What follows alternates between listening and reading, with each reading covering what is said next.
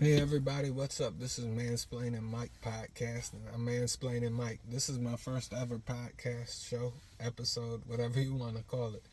And I'm just gonna try to point out things that people need to see and point them out as bluntly as possible. I don't censor myself at all.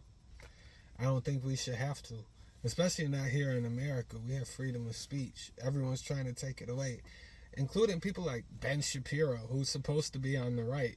That's what he claims anyway. The guy's really just a communist, though. I mean, he puts Israel before America, and let's look at what Israel really is.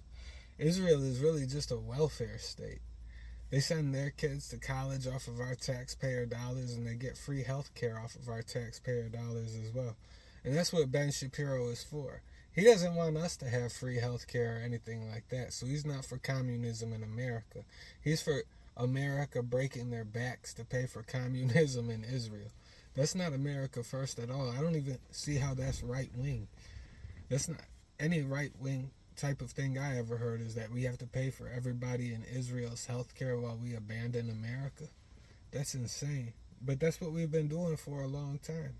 We've always put Israel first. We do it right now. We're protecting Israel borders while our borders are wide open. And it makes sense if you think about it. Our government is paid by AIPAC. I mean, they get our taxpayer dollars too, but AIPAC pays for their campaign funding and all of that. That's how they get their money. That's how they get elected, is through AIPAC. And a lot of people are scared to talk out against AIPAC because they're real powerful people. And they force upon us laws that protect them while violating our Constitution.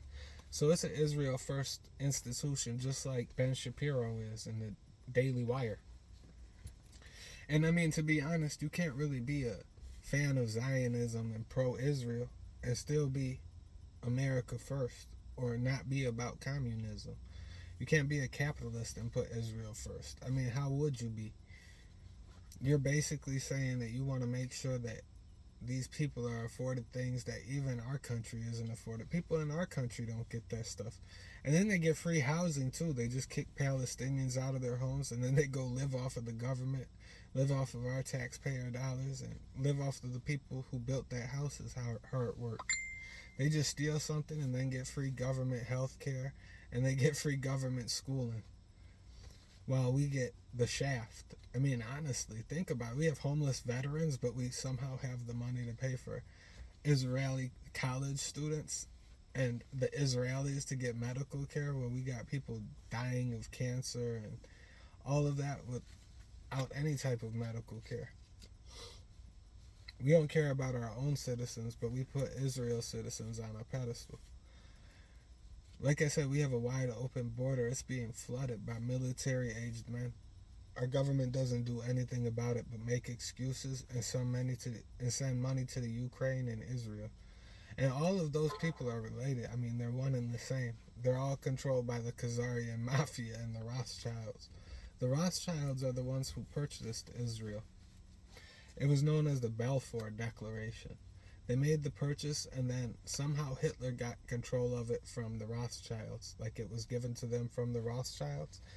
Because the next thing you know is Hitler was giving Palestine over to the Zionists, and that was the Havara Agreement. And you also have to look at the World War II was funded by the Rothschilds on both sides.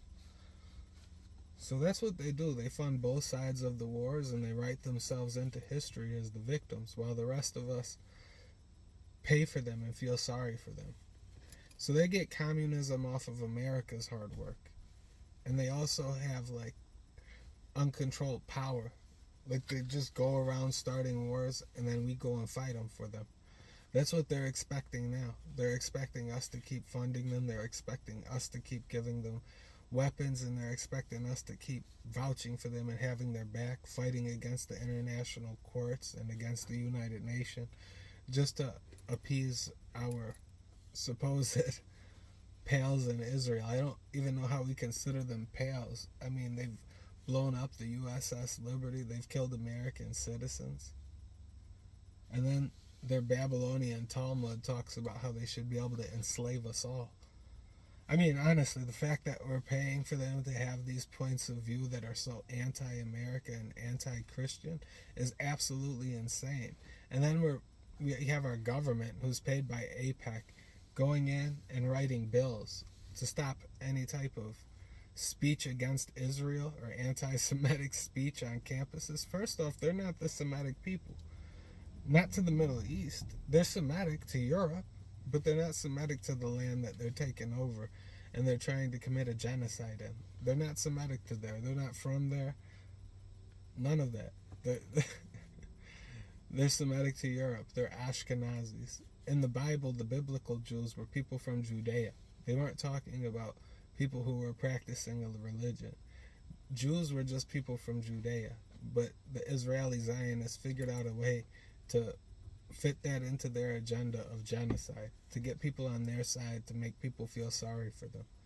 You shouldn't feel sorry for them at all. They're monsters. They're horrible people. And in fact, the real Holocaust that people should be concerned about was the Holocaust against the Christians that a lot of the Zionists partook in.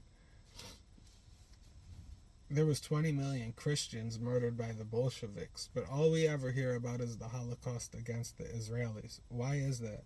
Why is our government so hell-bent on making them oppressed individuals? I don't see how they're oppressed. They're oppressing everybody else.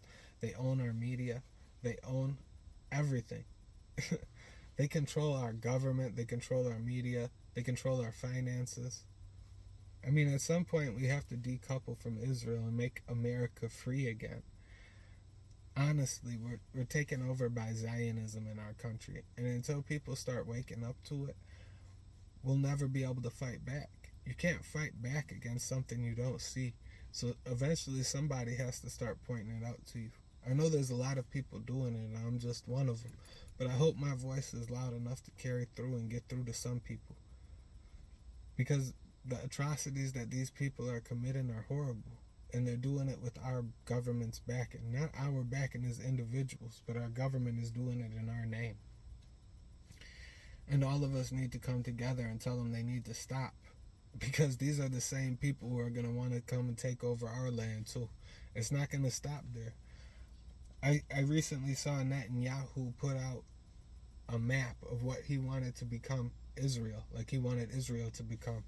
And it had taken over parts of the land, parts of the Middle East like Lebanon and Jordan. So he's not planning on stopping when he takes over Gaza and the West Bank. He wants to keep going. And after he gets that, he's going to move on to the next place, just like the Khazars were. The Khazars weren't happy when they had that region of the world, that Ukraine, Poland, and German region. That wasn't good enough for them. They had to try to take the Middle East back then too, and they were ran out. They lost the war, and now they're coming back as the Zionists. But it's just history repeating themselves, and they're going to be eradicated again, is what my belief would be. But I guess we'll find out. And while we're sitting back trying to find out what happens, I'll keep making podcasts and trying to keep up with everything that's going on. Everything I do won't be so anti-Israel.